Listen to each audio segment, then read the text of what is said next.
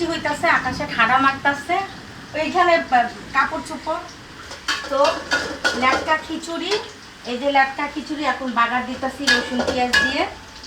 আর হলো এই মুরগি কষাচ্ছি, মুরগি একটু ঝোল ঝোল করে রান্না করব।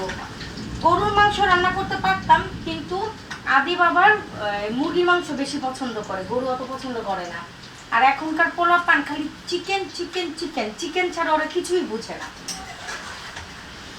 তো আমার আজকের রান্নার আয়োজন হলো এটা।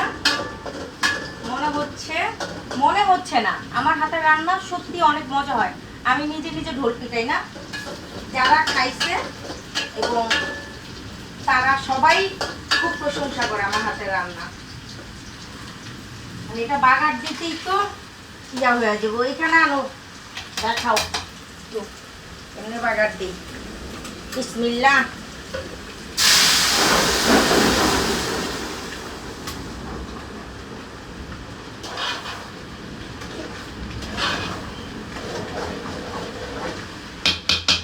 সব পারি।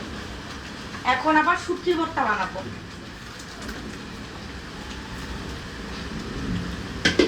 একবারে ঢাইলা ফেলাইলাম।